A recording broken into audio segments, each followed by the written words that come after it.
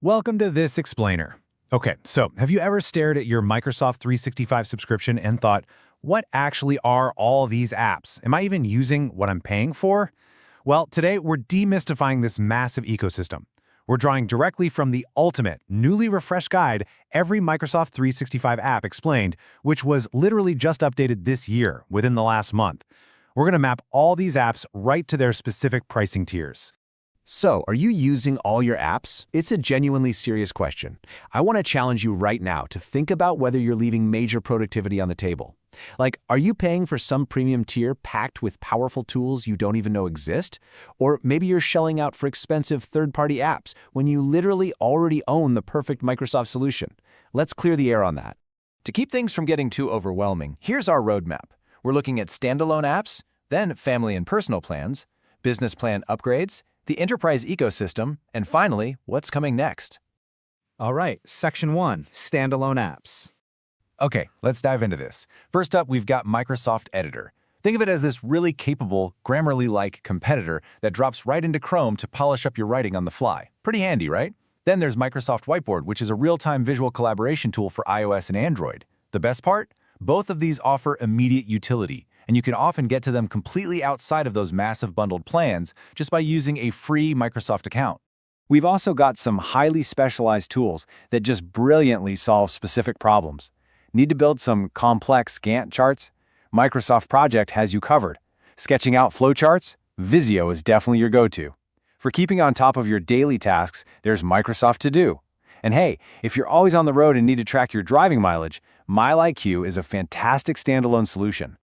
Moving right along to Section 2, Family and Personal Plans. These are the household names.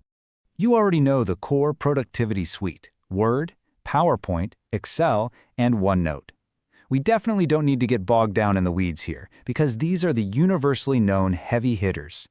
If you've got a family or personal plan, these apps are basically the absolute foundation of your digital workspace. But what else is actually bundled in there? Well, the extras are strictly categorized by access. On the PC-only side, and honestly, this is a really critical limitation to keep in mind, you have Microsoft Access for database management and Publisher. But on the cross-platform side, you get your essential storage and communication tools. We're talking OneDrive for syncing your files everywhere, and Skype for staying connected. Let's step it up to Section 3, Business Plan Upgrades. So the crucial point here is the contrast between tiers. With Business Basic, you are strictly limited to online web apps. No downloadable desktop versions of Word or Excel, though you do get access to core services like Teams, SharePoint, and Exchange. But if you bump up to Business Premium, the doors just completely open. You unlock those robust downloadable applications, plus advanced security features like Azure Information Protection and Intune, which lets you securely manage your company devices. It's a pretty major leap. Now let's move to Section 4 and see how this builds into the enterprise ecosystem. Welcome to the corporate big leagues. Let's define a few of these lesser-known powerhouses. First up is Yammer. Think of Yammer almost like a private Facebook feed, but strictly for your office. It's designed to keep massive, distributed teams connected. Then we have Sway. This is a really advanced, incredibly fluid alternative to PowerPoint. It lets you build these highly interactive, dynamic presentations right inside the application. Next up in the Enterprise Toolkit, we have Stream and Planner. Stream basically acts as an internal YouTube for hosting corporate video. It's perfect for securely housing training materials or, company-wide announcements. And then Planner is your Kanban board system. It's actually very similar to Trello, allowing teams to visually manage cards and track complex internal workflows with absolute ease. Now, what's really interesting here is the comparison between Project and Planner, because this is a huge point of confusion for a lot of teams. Here's the deal. If you need heavy-duty project management with complex, detailed Gantt charts and deep resource allocation, Microsoft Project is your tool, hands down.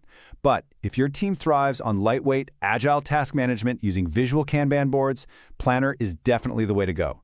Picking the right one literally makes all the difference for your workflow. The Enterprise tier also unlocks the Power Tools, Power Apps, and Power Automate. Honestly, these are phenomenal low-code and no-code platforms. They empower your team to build custom apps, automate all those boring, repetitive workflows, and even create unique bots right inside Teams. And the best part? You can do all of this without needing a computer science degree or hiring a dedicated development team. And for organizations that really want to dive deeper into their data analytics, the Enterprise Plan brings out the true heavy hitters, Power BI Pro and My Analytics. These tools provide incredible, high-level insights.